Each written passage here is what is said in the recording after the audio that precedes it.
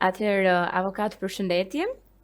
Si një avokat i njohur dhe kritik i herpaseshëm i qeverisë me vite duke sfiduar politikën shqiptare, duke analizuar skandalet e pushtetit edhe duke mos kurthyer askënd, si mund të interpretohet fakti që Rama doli kundër Shteteve të Bashkuara të Amerikës për të mbrojtur Ballukun? Edi Rama kokën e ka në Moskë dhe edhe mbështetjen e ka nga Moska, nga Putini. Edi Rama tallet me popullin shqiptar, tallet me fatëzinj shqiptar të cilët i përdori jashtë shtetit që gjithë pa përjashtim poshtatësi i vendin dhe ka kthyer Shqipërinë në një koloni izraelite në shërbim të anti-shqiptarëve kudo ku ndodhen në botë, përfshi këtu grekët dhe serbët, dhe kuptohet që i duket vetja trim që i kundërvjeç Shteteve të Bashkuara të Amerikës. Përfiton nga rasti tani, në këto momente që flasim bashkë edhe me juve, që Amerika është dhënë me një luftë që i hyri detit me këmbë ai presidenti amerikan me atë luftë që filloi në lindjen e mesme, dhe nuk ka kohë që të jap atë që meriton ky sharlatan që po qeveris Shqipërinë. Megjithatë, shumë shpejt edhe këtij do t'i vijë fundi. I duket vetja trim, mendon që është çifligar dhe pronar i gjithë Shqipërisë, duke shitur troje, duke shitur minera, duke shitur naftë shqiptare, duke i çuar lekët të xhep të tij, duke e bashkëruar popullin në ekstrem. Dhe shqiptarët akoma flojnë për këtë. Kjo më vjen keq, kësaj s'ka bëj, për të s'kam ilaç. Si ti ndrësh shqiptarët nga gjumi, për të tjerat nuk e kanë problem. E di që ai do vej atje ku ka vendi. Nga veprimet dhe mosveprimet, a duket Rama i friksuar nga kjo çështje, ja ka fut Balluku të dyja këmbët në një këpucë? Shiko, Balluku me kohë ja ka futur dy këmbët në një këpucë atij që në qoftë se më kujtohet para ca muajsh doli një nga mesazhet që i kishte dërguar ajo në telefon këtij Palloshit dhe i thotë që ti nuk mund të bësh me mua atë që bëri baba yt me gjyshin tim. Kjo do të thotë që i kanë zhveshur shpatat dhe janë në luftë të egër me njëri tjetrin, shumë të egër. Ai nuk mbron Ballukun që ta dinë të tërë shqiptarët. Se ta dinë nxënësit e shkollave. Ai mbron veten, sepse di që Balluku ka prova, ka dokumenta, ka video, ka biseda, ka mesazhe, gjithçka që i ka bërë, i kanë bërë bashkë. Dhe mbi të gjitha ka dokumenta që i ka firmosur ai dhe ajo bashkë. Kështu që ai patjetër që atë do bënte, unë nuk prisja gjë tjetër veç kësaj, sepse është në pushtet Partia e Punës, që ta dini, të mos gënjejnë veten, të mos gënjehen shqiptarët me të ashtu quajtur në opozit, që nuk është fare opozit, që s'ka asnjë lidhje me opozitën, që nuk ka gjëkundi, domethënë nuk bëhet fjalë fare që të ketë të bëjë me opozitën e mirëfillt, që duhet të ketë një shoqëri demokratike, siç pretendohet që jemi neve. Ne nuk jemi shoqëri demokratike, ne jemi kthyer në vitin 45-46, ku ajo që do zgjidhte problemet e qytetarëve, që ka pasur emrin drejtësi, sot është zhdrejtësi, është një shpat në dorën e Edi Ramës me të cilin ai pret çdo kohë që i del përpara. Pra, Edi Rama nuk mbron Ballukun, mbron veten, që i kundërvjet Shteteve të Bashkuara të Amerikës dhe Gjermanisë dhe vendeve të Bashkimit Evropian, do të thotë që ka mbështetjet e rusët. Po e lejuan ata dhe ta lejon, ne s'kemi që bëjmë, s'kemi fuqi të thojnë. A ka mundësi që Balluku të përfundojë me akuza penale dhe si do ndikonte kjo në mënyrë të drejtë për drejtë tek Rama? Kjo varet sa prime është ajo dhe sa e aftët për të menaxhuar provat që ka. Po ka dhe ajo një problem, sepse janë një lloj të zhytur në krim dhe në pislok dhe në këtë batak, ujëra të zeza janë të dy bashkë. Dhe ajo e di që si do që të vi puna e djegur është. Por mendoj që në fundit të arrin në konkluzionin që derisa janë i kanë bërë të tëra pistolqet bashkë, vjedhjet, grambitjet, hajdutllëqet, them se këtu se nuk u numërohen këtyre krimet që kanë bërë, që ka bërë ky njeri me të gjithë bashkëpunëtorët e tij. Dhe ai vazhdon të rrinë këmbë, por do të them një përfundim njerëzor, qytetar, juridik, politik, timi personal. Nuk është fajtore Edi Rama, sonjë. Fajtore është Partia Komuniste e Punës Socialiste e Shqipërisë, bara së rilindje. Pra, është i gjithë ai kuvend që vendosin fatet e popullit shqiptar. Janë ata palaço, ata bastard, ata anti-njerëzor, antikombëtar, anti-shqiptar, që po tallen me djersën dhe me pronën e shqiptarëve. Janë ata që boshatisin territori shqiptar në funksion të politikës së globalistëve për ta bërë Shqipërinë një koloni të hebrejve dhe një shtet multinacional që nuk e kemi kur deri më sot se kemi pasur dhe që është objektivi themelor i tyre për të zhdukur kombi shqiptar nga faqja e dheu, të shpërndahet në kombe të tjerë, në për shtetet të tjerë dhe të humbasë identiteti shqiptarëve. Ky është objektivi final që i kanë vënë çifutët Edi Ramës. Dhe për këtë po përpiqet dhe po punon.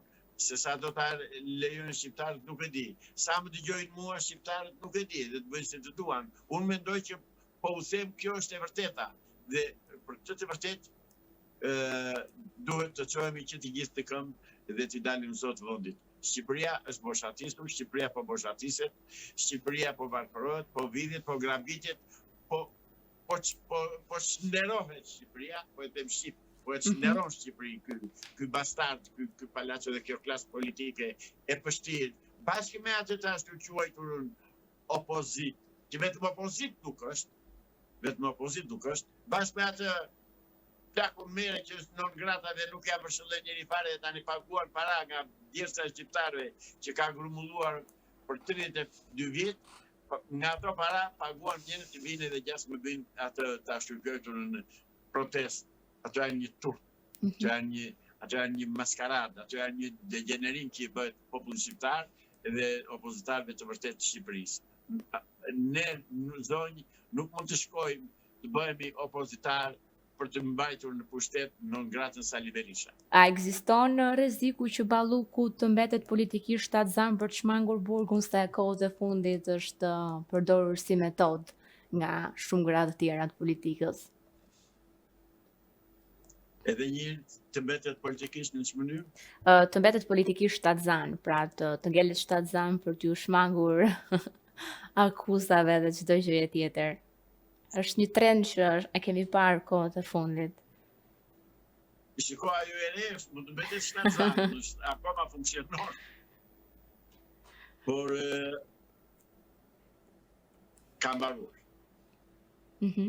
Praktikisht ka mbaruar.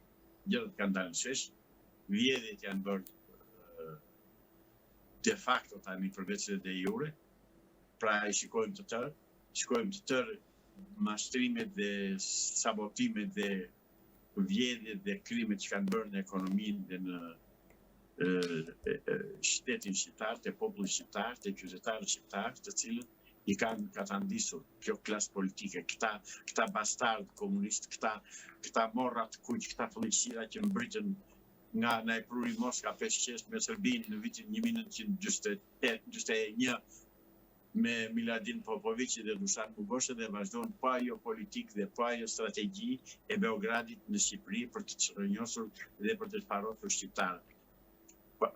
Teoria e Çubrilovicit po zbatohet në mënyrë perfekte nga Çubrilovici i Shqipërisë, Çubrilovici Edi Rama.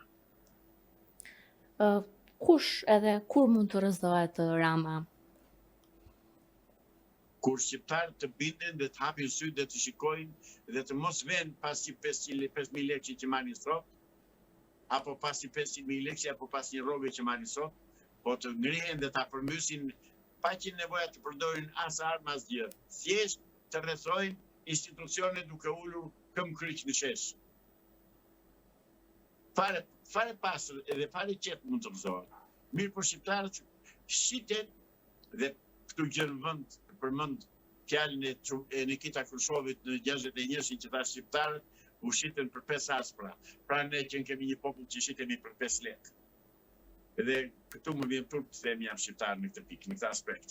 Se shqiptarët kanë luftuar, shqiptarët kanë ndedhur gjatë, sa askush tjetër në Evropë dhe në Ballkan, dhe shqiptarët janë prapë të humbur, prapë të nëpërkëmbur, të vjedhur, të grabitur, të vrarë, i kanë pësuar tëra dhe dha. Pse? Sepse nuk arrin që të bëhen bashkë. Unë nuk bëj thirrje shqiptarëve. Unë këtu jam. Që vinë të ngrihemi, të ngrëm një opozit të mirëfilt kombëtare, kundër establishmentit politik komunist që po qeveris dhe po shkel dhe po vjet dhe po grabit këtë vend me këto resurse të jashtëzakonshme dhe vjen një prostitut në ambasada amerikane në Greqi, në mes të natës, takohet puthet edhe përqafohet me Edi Ramën dhe kërkojnë që të marrë Greqia një minjer që ka të ardhura kolosale për vendin dhe për Shqipërinë dhe të japë grekëve ta marrin qyrë. Pra, këtu kemi arritur. Unë them shqiptarëve hapni sytë. Nafta po na vide, pasuritë minerale po na vide, kromin, nikelin na vide, bakri po, floriri po, metalet e ralla po, çfarë presin këta njerëz që të ngrihen? Çfarë presin? Unë s'di se që flas me gojë tjetër dhe me mendje tjetër dhe me gjuhë tjetër. Unë nuk kam parë asnjë nga kolegët e mi, as nga opinionistët apo këta që flasin për televizione, që të flasin me këtë gjuhë dhe të thotë shqiptarëve çoni. Po se cili janë bërë dy grupe atje, një grup me ca spion të Beogradit, që është ai këshilltari i Edi Ramës, dhe një grup tjetër me këta të Sali Berishës, hahen me njëri tjetrin atje thua ti këta punojnë për Shqipërinë dhe lodhen dhe flasin që shqiptarët thuhet e vërteta. Jo, ata nuk i thonë të vërtetën shqiptarëve, ata janë sa mashtrues, që di gjithë pa përjashtim, që di gjithë, dhe tallen me shqiptarët dhe i mbajnë shqiptarët ulur, të mos ngrihen, të mos kërkojnë. Jo zotërinj, jo vëllezër shqiptar, jo, çoni dhe njëherë po u them. Çoni se po ju digjet toka nën këmbë dhe nuk po merrni vesh se çfarë po ju ndodh.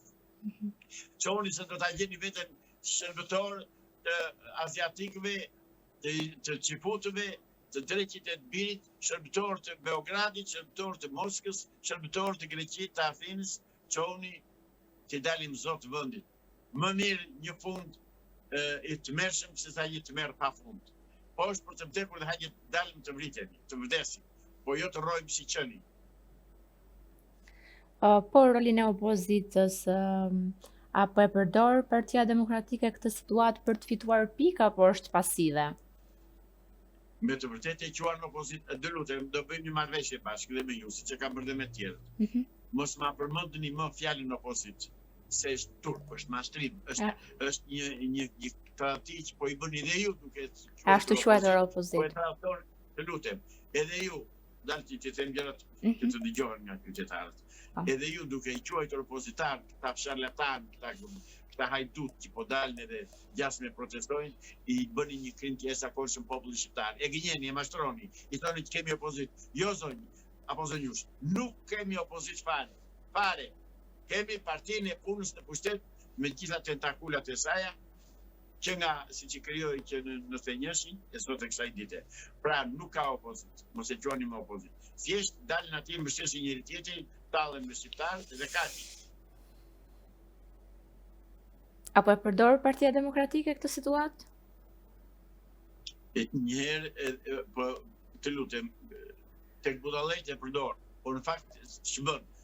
Paguan miliona lek dhe euro që kanë vjedhur shqiptarëve dhe që po i vjedhin për ditë dhe dalin atje për të protestuar. Kush del? Shikojeni kush del. Dhe ç'kërkesa kanë. Dhe një minutë, pse dalin? Sa herë do dalin për të kërkuar atë gjasme që kërkojnë? Sa herë? Se ka një 10 vjet, 12 vjet që po zbardhin në bulevardin kryesor të Tiranës dhe në fund dhe hedhin sa shishe me benzinë atje edhe thua ti bën opozit. Jo zonjë, këta janë mashtrues, këta janë mbështetësit kryesor dhe me këtë pikërisht me këto lloj protesta që mbajnë në pushtetin e Tiranës. Pikërisht me këto. Pra nuk mund të bëjë opozit një person non grata, një person i dënuar nga Amerika dhe nga Gjermania dhe nga Anglia. Nuk e do më njeri Sali Berisha, ka gjë duhet ta kuptojnë shqiptarët. Nuk është opozitar, është komunisti i urdhëruar dhe i instruktuar që të vras opozitën shqiptare, të vras protestën e shqiptarëve, t'i bajë shqiptarët të nështruar dhe të ulur, dhe në qoftë se shqiptarët duan me të vërtet që të rëzohet të shpëtojë Shqipëria, në radhë të parë duhet të presin këmbët këtyre. Dhe këmbët janë bashkëpunëtorët e tyre deputetët që kanë në parlament të dy palët. Duhet filluar duhet filluar nga ata. Se si duhet filluar dhe si duhet ta vënë divers shqiptarë.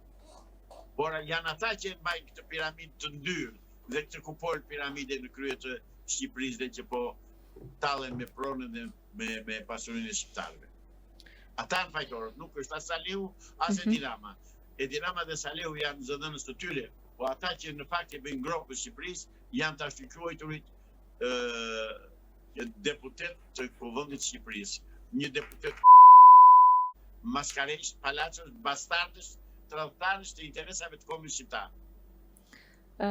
Zoti Islami, kush do të shkoj pas Ballukut, qoftë në nivel më të lartë, qoftë edhe në nivel të drejtorive të varësisë që ka pas?